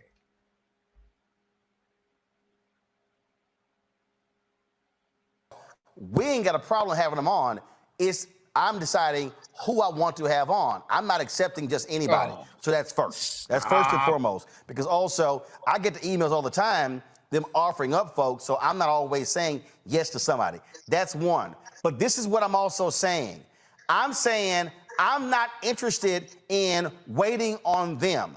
What I am saying to black people, we can create our own mechanism. And what I am saying is, I had a conversation with Latasha Brown last night with Black Voters Matter, with Tamika Mallory, Until Freedom. Tamika Mallory and Until Freedom, they are opening their own office next week in Kentucky to take down Daniel Cameron. They're not. Now, notice all the names he just dropped. He just dropped all of those suspect activists. Just pay attention to that. Waiting on anybody else. So what I am saying to our people, damn what Biden and Harris and who they're offering up, we can have our own surrogates, our own messaging, speaking to our own issues. Here's what we know as a fact. What the Republicans are planning to do if they win the White House is going to have severe and dire consequences for black people. They literally right now are meeting and crafting a plan of action to fire thousands of federal workers. Who over-indexes in the federal government? Black people. They want to have loyalty tests. Who is that going to hurt? Black people. And so what I'm saying is, damn waiting on them to come up with a battle plan. There's a black. What black person is getting a loyalty test? What loyalty tests are you doing for black people in America? No, those loyalty tests are for other groups, not foundational black Americans. Stop it, Roland Martin, you're lying. That is an outright lie. Cut it out. Say Jim Crow. Battle plan that we should be devising as we speak that speaks to our interests. And when I say our interests, we can sit here and negotiate and make demands of the White House as very well that we should. But I can tell you this, I know what I want to see again if a Biden-Harris is reelected, another 200 federal judges, which then impacts when we sue in the federal system. What I want to see if there's a Biden-Harris reelection is what you've seen with the Department of Justice, where they've been going after prison wardens and jailers. And now there are 9 patterns and practices investigations in the DOJ in the last 3 years. It was 1 under Donald Trump. So I know what I am asking for. What I'm saying is create our black plan. Damn waiting on them. But look, Roland, I think black folks is tired of being political sharecroppers for these people. You can pass a $4 trillion debt reduction plan, a $3.5 trillion omnibus spending bill, $1.7 trillion infrastructure bill. You got a $1.5 trillion Build Back Better bill. You have a Stop Asian Hate Crime bill. You got a Respect for Marriage Act. You got all this huge legislative agenda. But then when it gets down to, hey, can you stop police from beating the hell out of black people and pass some legislation, they get real quiet. No, Robert, that's a lie. lie. Robert, that's a damn lie. Robert, the George Robert. Now listen to this Robert, that lie is a lie. here. Watch, no, Robert, no, that is Roland a lie. Martin, you're about to Robert, lie. the George Floyd Justice Act was passed by the House. By the House. It gets to the Senate. It was stopped by two people, Tim Scott and Lindsey Graham. But Roland, that's the point that I'm trying to make. How the hell do you pass through a $3.5 trillion omnibus spending bill, but you can't get past two people? Easy, Robert. Because Republicans want money too. You can blame the Republicans on everything. Robert, no, Robert. Let's be real clear. Hold on, Robert. Robert. That's bullshit. Robert, that's bullshit. No, Robert. What was the vote total for the omnibus spending bill? Enough to pass. No. What was the vote total? Enough to pass. How many items in the omnibus spending bill the Republicans also want? They were able to negotiate something where they got it done. The same thing with the Debt Ceiling Reduction Act. The same thing with the. I'm asking again. What was the vote total? The vote total was enough to pass the bill into law. And what I'm saying with the omnibus spending bill, what you have is Republicans wanted a whole bunch of that money as well. So to say, well, they got enough votes over here because Republicans voted. There wasn't a single Republican, not one, that stepped up and said they will support the George Floyd Justice Act. Not one. Now, how can you get that passed? Here's the problem with that, though, Roland, is that the people who were trying to, or whatever they said they were doing, they didn't try that hard. They did not have the will to see that thing through. They lightweight met about it, got some lightweight resistance that they didn't feel like doing the effort to push it, because here you still have the people to voice their concerns to the Washington Capitol Hill. But you never gave the people that opportunity. You just quit. And then Karen Bass ran for mayor of LA. Ain't she the new mayor? And then you got Cory Booker,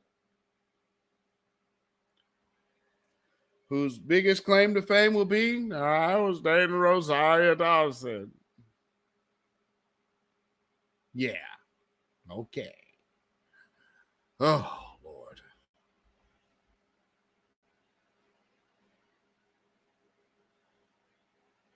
With only 49 or 50 Democrats.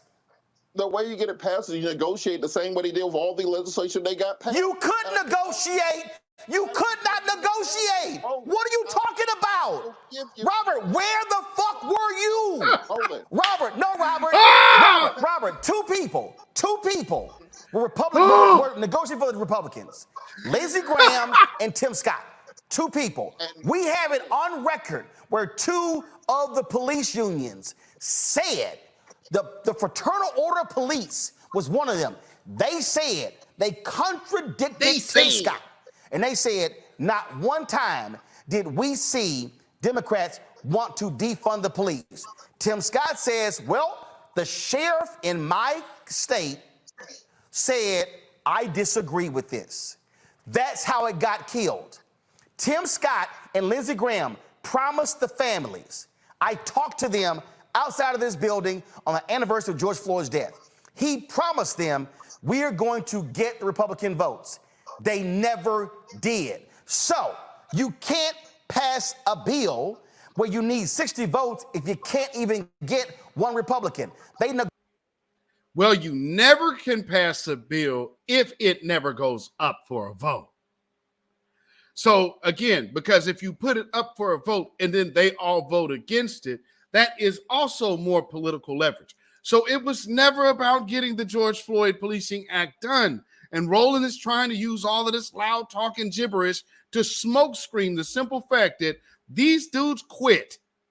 They quit on black folks. They did not look to go get justice, and now they're out here talking about guns. The very same people, Cory Booker, we got to have to do something about guns and blah, blah, blah. Yeah. Nothing about, and Al Sharpton walks in there, steers them away from it being about race, talking about mental illness and guns. No anti-black talk, which this was. Now you mentioned the swastika because now you could immediately attribute that to Greenblatt there in the front. So it's all con. And he's real, Roland is real super fiery on this one, ain't he?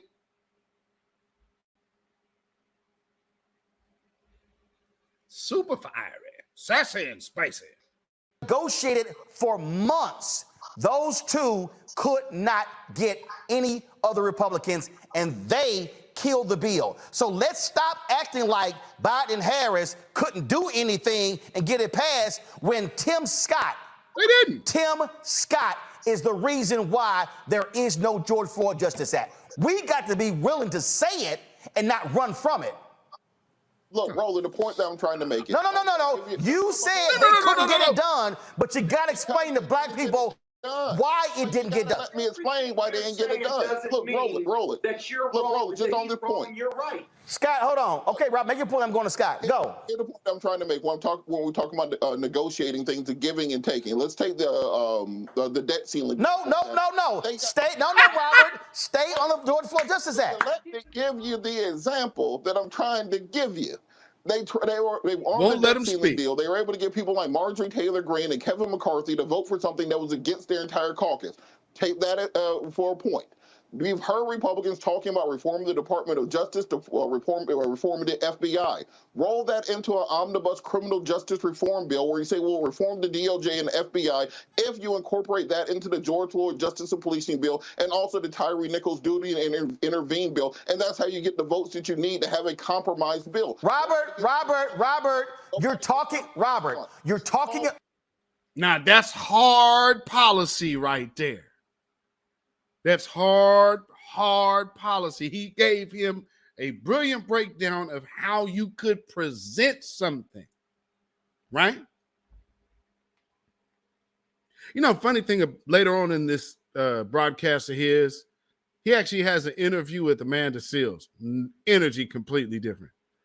But of course, you know, shilling it up, you know. Jeez.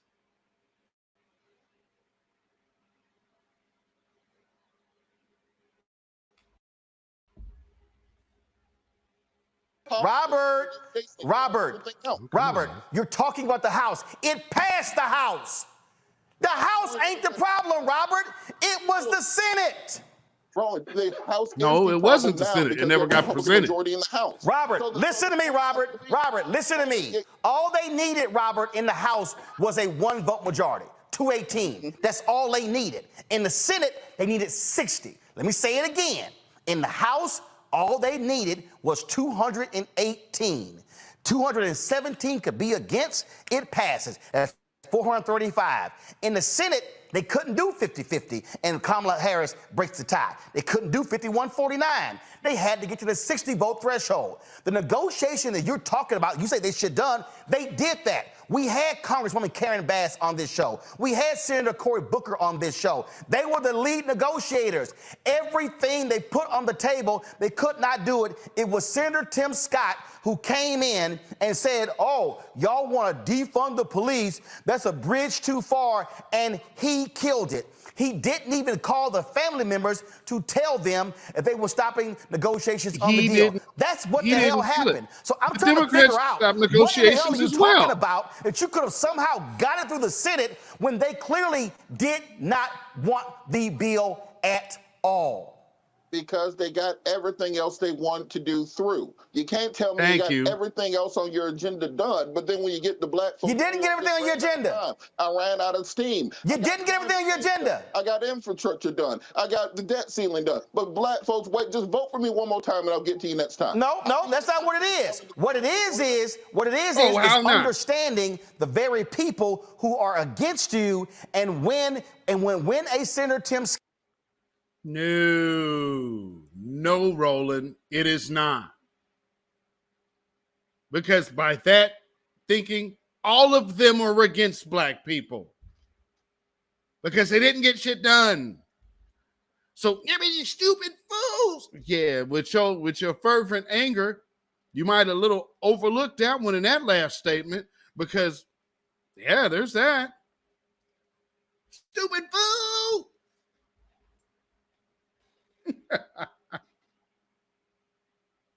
Scott sits there and straight up lies on Face the Nation.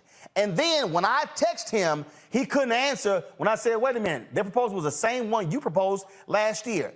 He stopped answering. His staff stopped answering. They were full of shit from the beginning. And then Senator Tim Scott then spoke against the crap that was in the executive order that Trump signed. I said, wait a minute, hold up. You stood there and supported that. Democrats have the real responsibility. He was supposedly for police reform when Trump was there. He was not going to give Biden that victory. You know why? Because Scott was running for president all along. That was the real deal, Scott. So we got screwed. We got screwed because Senator Tim Scott was running for president, and he needed convenient excuse. Sheriff in South Carolina supporting him. That's the fact. Convenient excuse. Scott, make your point.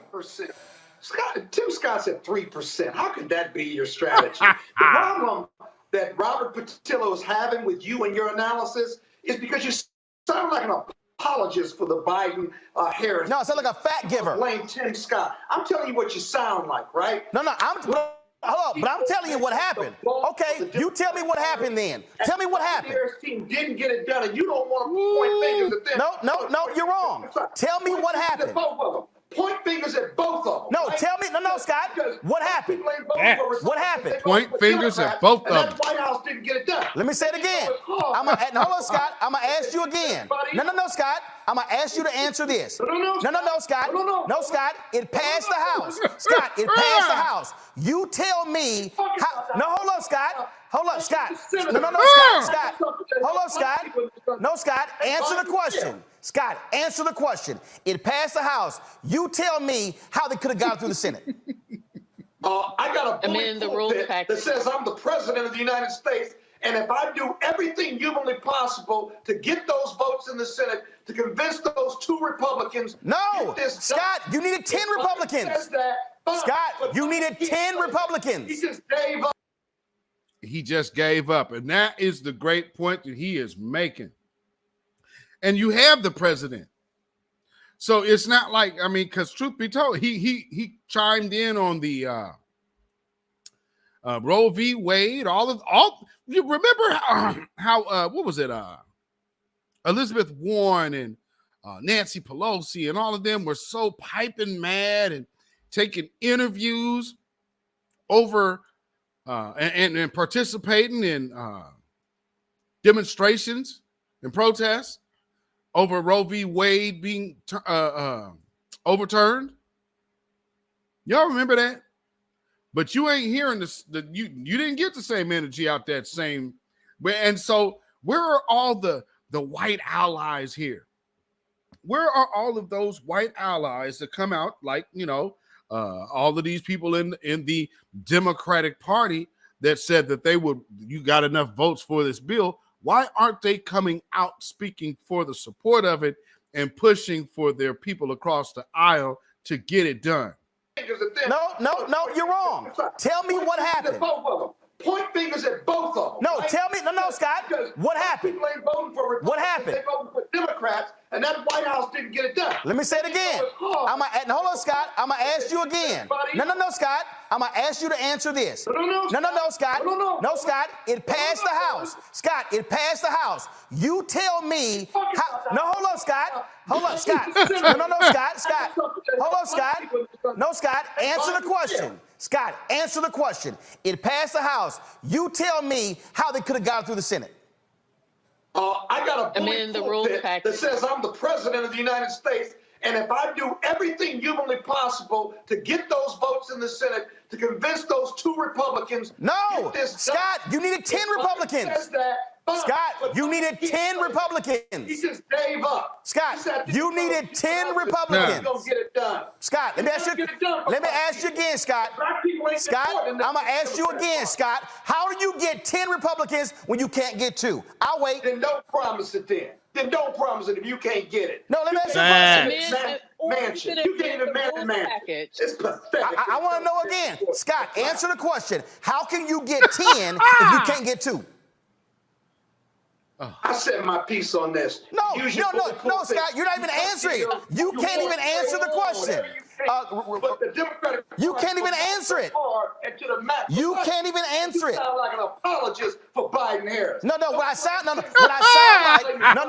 sound like is somebody who actually paid attention, who talked to the principals, who hold up, excuse me, let me say it again. You ain't right about everything. Hold up, but Scott, let me ask you a question. Scott. Did you have any conversations with the Democrat negotiators? Any? Sure I did.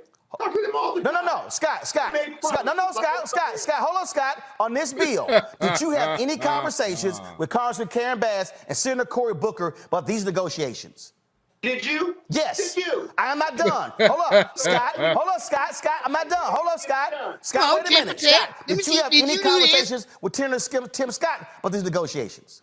No. Scott, hold up. Did you have any conversations with the families of the people who were victims of police violence who were part of the negotiations? Yeah, on your show. Okay, so help me out. So let me be clear. You didn't talk to none of the Democrats negotiating, none of the Republicans, and only on the show talk to the families.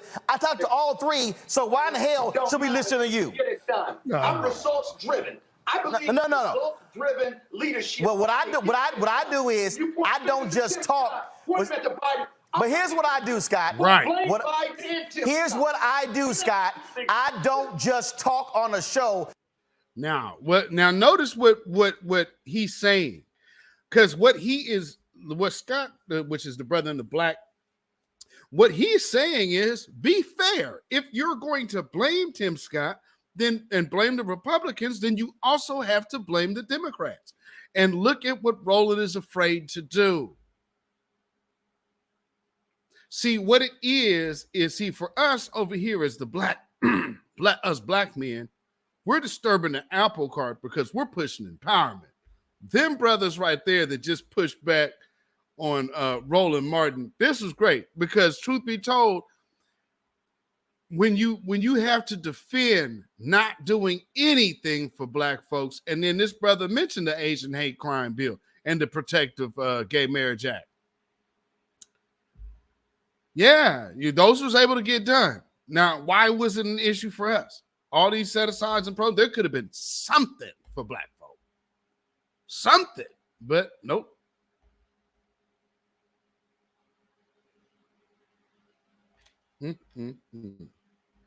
I talk to the principals, and that's the difference between being informed and uninformed. You're not going to insult me because I didn't talk to them. Scott, you're uninformed. You're uninformed.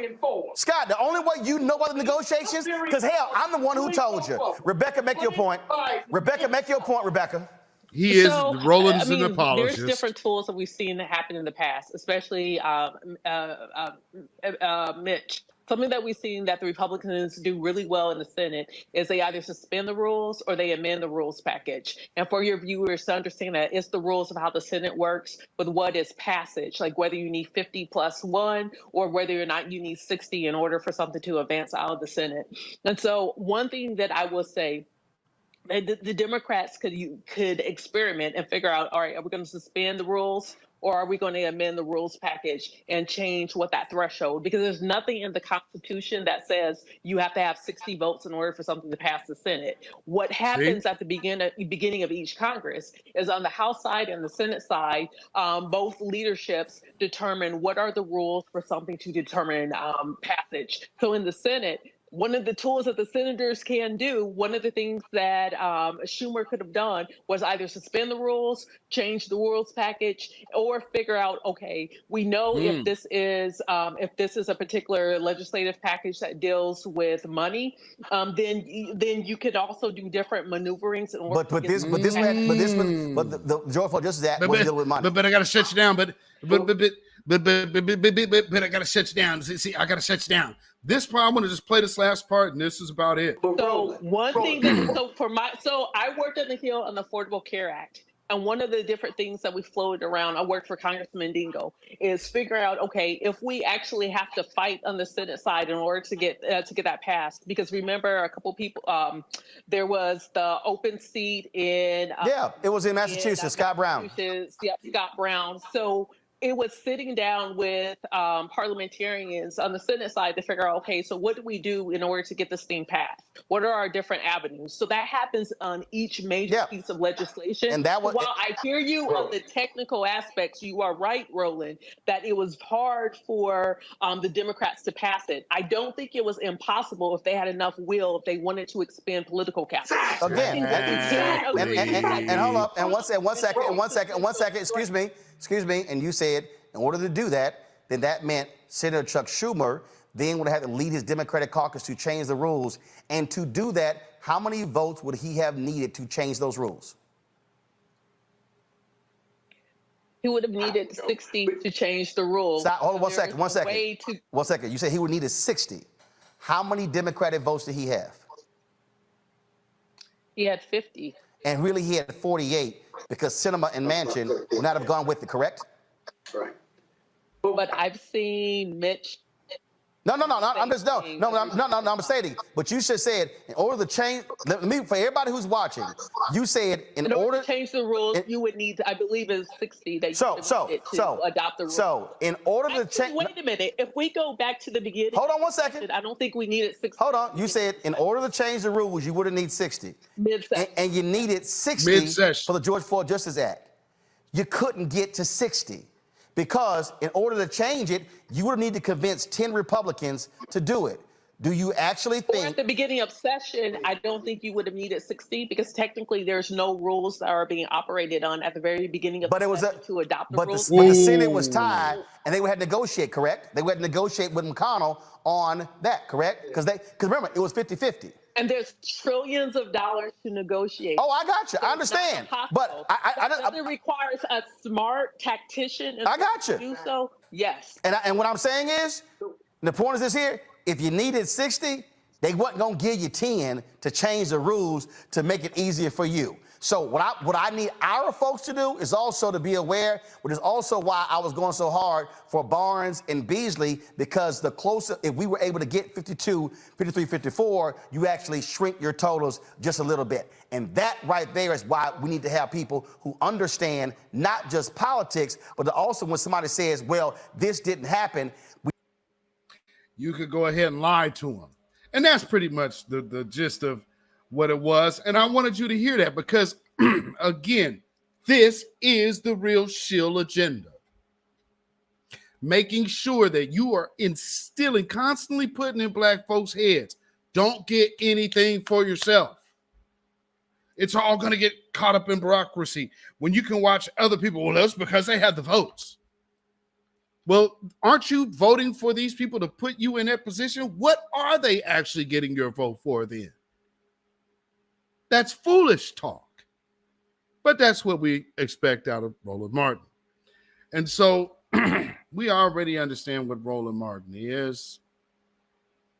Roland Martin's a tap dancing Sambo. So for that, Al Sharpton and Roland Martin, you have earned yourselves a good overflowing portion of Sambo.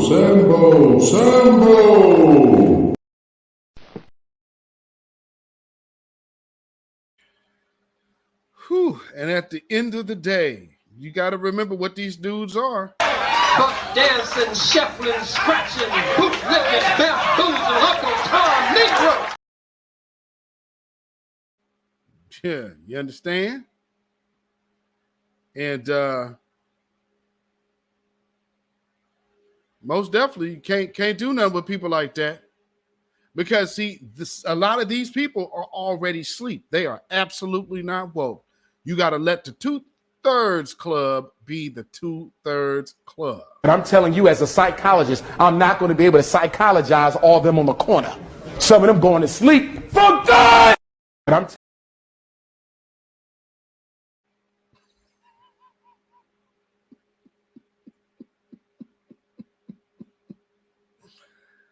Oh, boy. All right. Oh,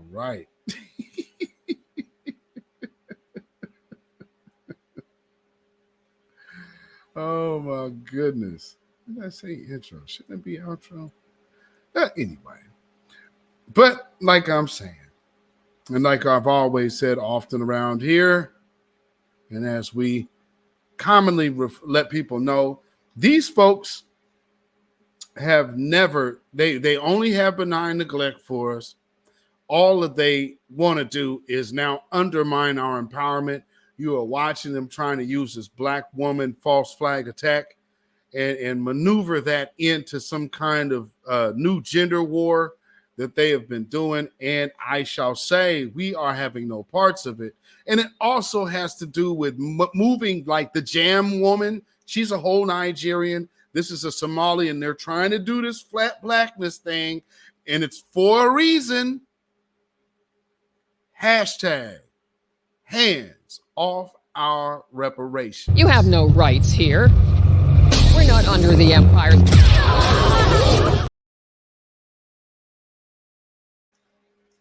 Babylon is fallen. Babylon is fallen. Let it fall and let us rise. Can you dig it? And with that being said, y'all already see the situation we are in. So do not go jumping in there, putting your capes on, trying to be, oh, we got to get up there and do what the Democrats want. Because right now, New York, I'm telling you, they let them first folks in New York, and they was all, because who knows what meetings they're taking over here with all of these Democratic shills. They're welcoming them in to black neighborhoods. And it's most definitely about a new form of gentrification. And these people have no, I guess, care in the world about the harm that they're inflicting on the people to whom they're invading. And then they're turning around, hopping on the phone, calling back down to home to their people like this.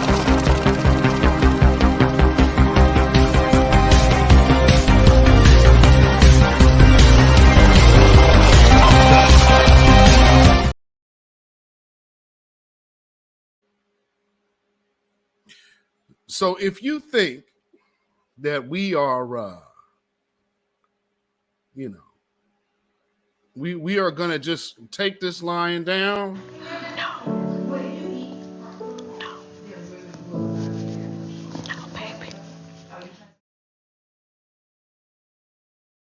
And again, for you sleep.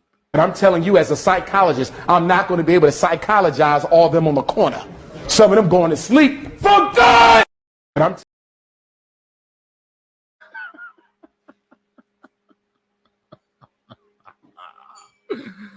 Oh, Lordy me.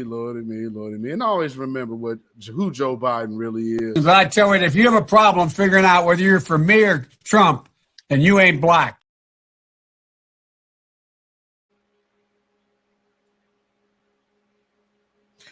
So for all of you Shills, Tethers, and others who are coming over here trying to disrupt our empowerment, lie on our community, try to co-opt our community's agenda, our lineage, reparations, lineage-based reparations at that.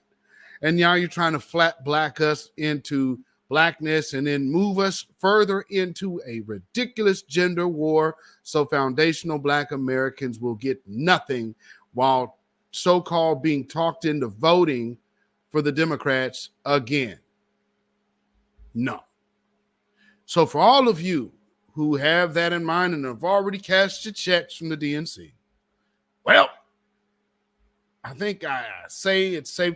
I definitely can speak for myself. beatzillapdx official, those of us here at the beatzillapdx official show, those of you in the chat, the grassroots, and the voices of new black media, I think it is safe to say I speak for all parties involved when I tell you that we proudly dedicate this song to all of you tether whining, fez babbling, man hating, black empowerment hating, and all of you Biden sexuals. This song is for you. Get up off of that cocaine and get up off of that crack. Get yourself together and get your mind back. Yes, indeed, family. You can follow me. Follow me on Facebook, Instagram, and Twitter at beatzillapdx. You can email me at ourrealtruth@gmail.com. And if you want to support this channel, and you can always help it by hitting the thumbs up. Make sure you hit that like and share button. But also you can make donations at by way of Cash App or PayPal. Cash App is $beatzillapdx. That's Cash App $beatzillapdx. And then PayPal is Zilla Muzak. That is ZILLAMUZAK at PayPal. So with that being said, we are up out of here, ladies and gentlemen. And I hope y'all have a great, prosperous, safe weekend, staying away from the wrong crowds out here. You know what I'm saying? So let me see. What does that say there? Oh, that ain't right. That ain't right at all. Wait, let me see something here.